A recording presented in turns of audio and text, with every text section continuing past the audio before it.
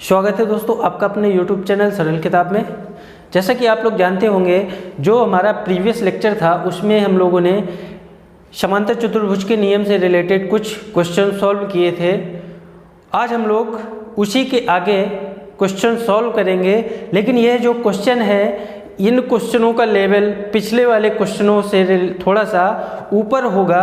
यदि एग्ज़ाम में क्वेश्चन थोड़ा सा घुमा के भी पूछा जाता है कि सॉल्व कीजिए, तब आप लोग आसानी से उस क्वेश्चन को सॉल्व कर सकें। इसलिए मैं थोड़ा सा आपको अच्छे क्वेश्चंस तक की प्रैक्टिस करवा रहा हूं, तो वीडियो को लास्ट तक ज़रूर देखिएगा। चलिए वीडियो की शुरुआत करते हैं।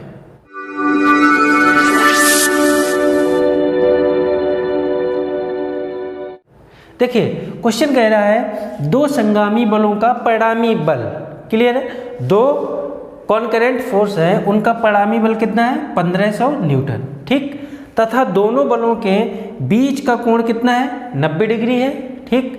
यदि परिणामी बल किसी एक बल से 36 डिग्री का कोण बना रहा हो तो प्रत्येक बल ज्ञात कीजिए, क्लियर है। तो पहले हम लोग इसका फिगर बनाते हैं। क्या कह रहा है, दो बल है जिनका रिजल्टेंट कितना है 1500 न्यूटन और दोनों बल आपस में 90 डिग्री पर कार्य कर रहे हैं, क्लियर। तो हम लोग क्या करें, एक बल ये बना ले और दूसरा बल ये बना ले। ये मान लीजिए P है और यह Q है, क्लियर। यह दोनों बल कितने डिग्री पर है 90 डिग्री पर कार्य कर रहे हैं, क्लियर है। अब देखिए क्या कह रहा है, इन दोनों बलों का जो रिजल्टेंट है वो कितना है 1500 न्यूटन।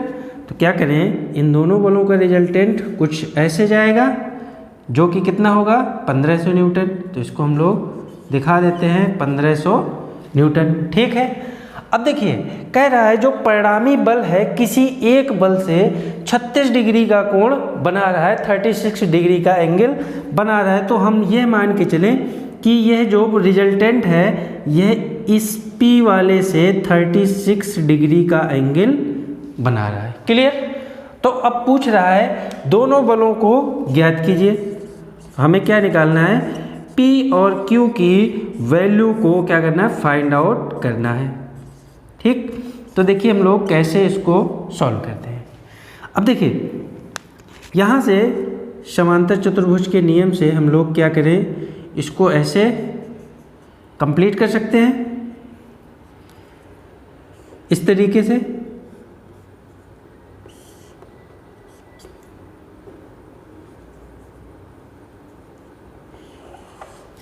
ठीक। अब देखिए यहाँ पर आप लोग देख रहे होंगे कि जो समांतर चतुर्भुज का फार्मूला होता है रिजल्टेंट का, वो क्या होता है, R square is equal to P square plus Q square plus 2PQ cos alpha. यह समांतर चतुर्भुज के नियम में यह रिजल्टेंट का फार्मूला निकल कर आता है, क्लियर है। अब देखिए यहाँ पर हमें क्या क्या पता है, R की वैल्यू पता है और अल्फा की वैल्यू पता है, ठीक। तो यहाँ पर लिखेंगे R इज इक्वल टू कितना दिया है 1500 न्यूटन। अब यहाँ पर अल्फा कितना है 90 डिग्री, क्यों, क्योंकि जो अल्फा होता है दोनों बलों के बीच का एंगल होता है। अगर आप लोग यहाँ पर अल्फा लिखेंगे तो यहाँ पर आपको अल्फा लिखना होगा। किसी बुक में आपको यहाँ पर अल्फा की जगह आपको थीटा देखने को मिल जाएगा, तो आपको परेशान होने की ज़रूरत नहीं है। अल्फा हो चाहे थीटा हो, वह जो होगा दोनों बलों के बीच का एंगल होगा, क्लियर। तो यहाँ पर हम लोग क्या करें, अल्फा ही रहने दें। अब देखिए यहाँ से हम लोग सॉल्व करते हैं, R की वैल्यू पुटअप करते हैं, कितना है 1500 न्यूटन। तो यहाँ पर कितना आ जाएगा 1500 का स्क्वायर इज इक्वल टू कितना आएगा P square plus Q square plus 2PQ into cos 90। और आप लोग जानते होंगे कि कॉस 90 की वैल्यू कितनी होती है, 0 होती है, ठीक। तो इसको हम लोग थोड़ा सा और सॉल्व करेंगे तो कितना आएगा P square plus Q square plus 0, ये 0 हो जाएगा। तो यहाँ से फाइनली कितना आएगा 1500 का square is equal to P square plus Q square. इसको हम लोग क्या करें, इक्वेशन फर्स्ट दे दें, ठीक है। अब हम यहाँ पर दो अननोन है, तो हमें क्या करना है, P और Q की वैल्यू फाइंड आउट करने के लिए हमें एक इक्वेशन और चाहिए। तो देखिए यहाँ पर आप लोगों ने फार्मूला पढ़ा होगा कि रिजल्टेंट का जो एंगल होता है उसको निकालने का क्या फार्मूला होता है, वह फार्मूला होता है, मान लीजिए ये एंगल 36 है, ये क्या है, theta.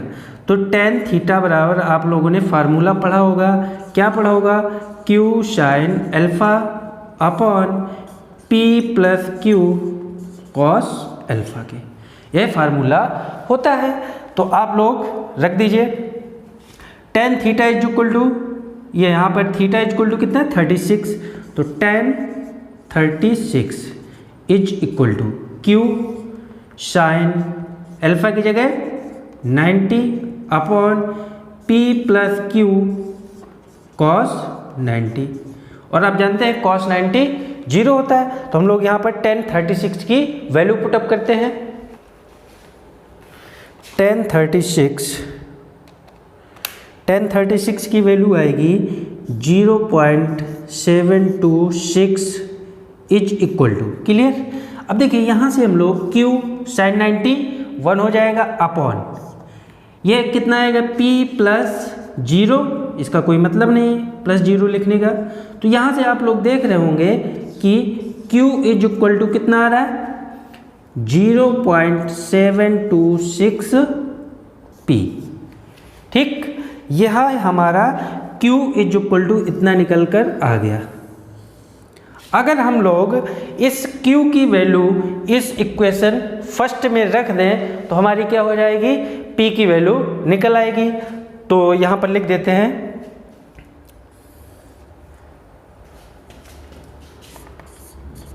Put the value of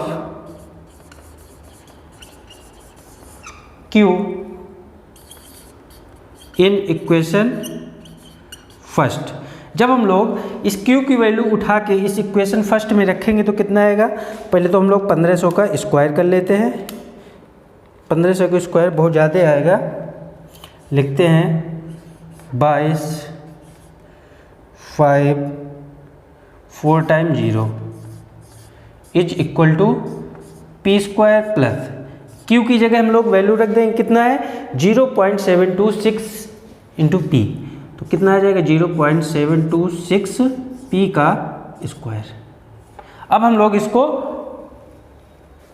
solve करते हैं, तो देखिए यहाँ से कितना आ जाएगा, यहाँ पर आएगा P स्क्वायर प्लस, इसको जब हम लोग सॉल्व करेंगे तो कितना है 0.726 का स्क्वायर, यह हमारा आ जाएगा 0.5270 इंटू P स्क्वायर। आप लोग इसका स्क्रीनशॉट ले लीजिए, मैं इसको रफ कर दूं तभी अच्छे से सॉल्व हो जाएगा, पर्याप्त जगह मिलेगी।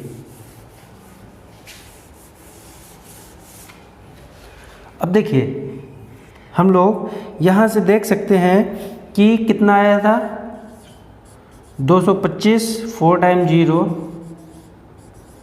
Is equal to P square plus 0.527 P square, clear है।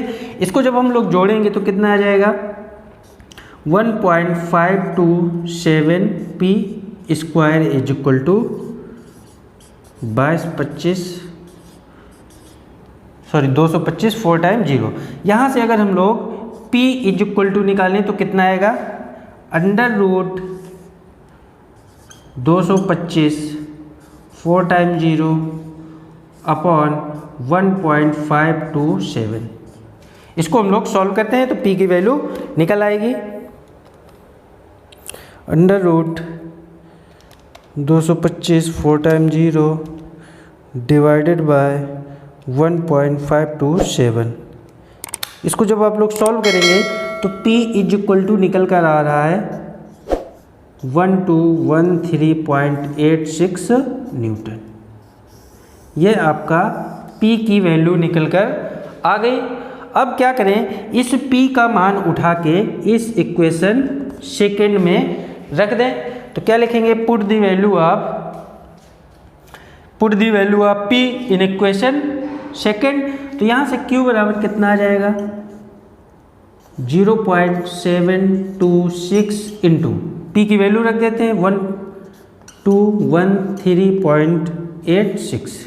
इसको हम लोग कैलकुलेट कर लेते हैं, कितना आएगा 0.726 इंटू 1213.86।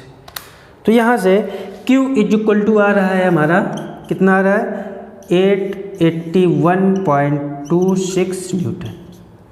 क्लियर। तो हमारा Q बराबर इतना निकल कर आ गया और P बराबर इतना निकल कर आ गया, जो कि हमें इतना ही फाइंड आउट करना था कि P हमारा कितना होगा और आपका Q कितना होगा। तो उम्मीद करता हूँ ये क्वेश्चन क्लियर हुआ होगा। इस क्वेश्चन का जो लेवल है बाकी अदर क्वेश्चन से थोड़ा हटकर है, क्योंकि इसमें 2 स्टेप में क्वेश्चन को सॉल्व किया है, डायरेक्ट फार्मूले से नहीं निकलकर इसका आंसर आ रहा है। तो चलिए हम लोग नेक्स्ट क्वेश्चन को सॉल्व करते हैं, देखते हैं किस तरीके से वो क्वेश्चन सॉल्व होगा। अब देखिए अगला क्वेश्चन है हमारे पास, एक बिंदु पर लगे 2 बलों P व Q का परिणामी R है, ठीक, और बल ऐसे हैं कि यदि Q को 2 गुना कर दिया जाए तो नया परिणामी P बल पर समकोण बनाता है। क्लियर है। तो सिद्ध कीजिए कि Q बराबर R है।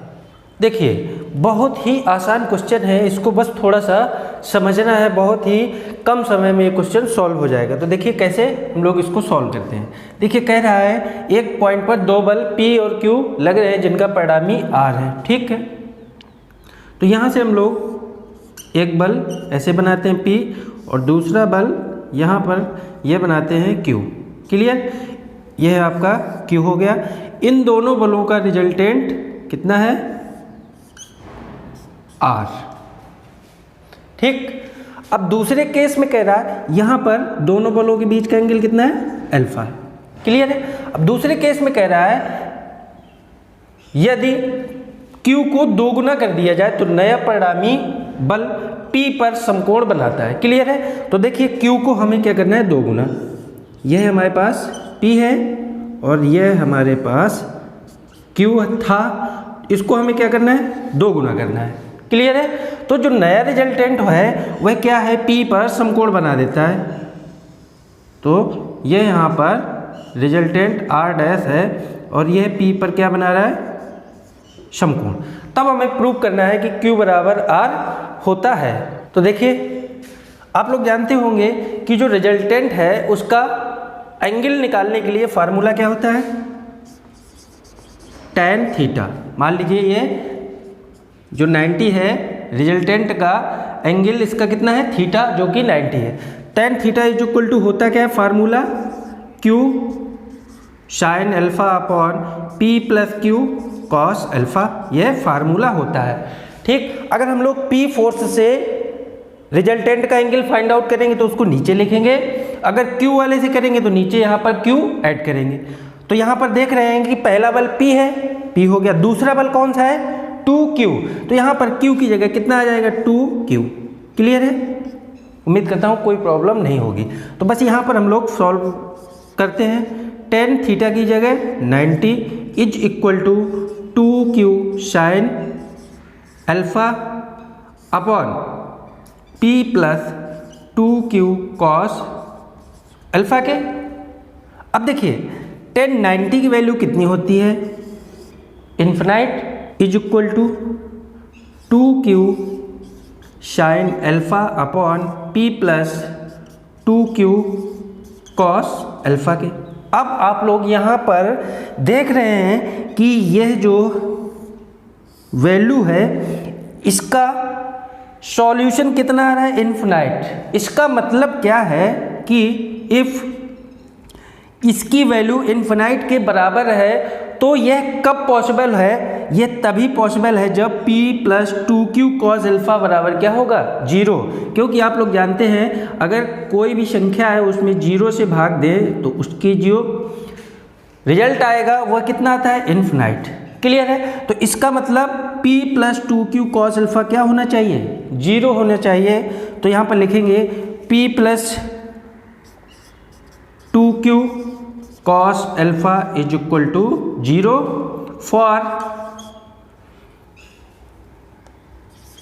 2q sine alpha upon p plus 2q cos alpha is equal to infinite. Clear है?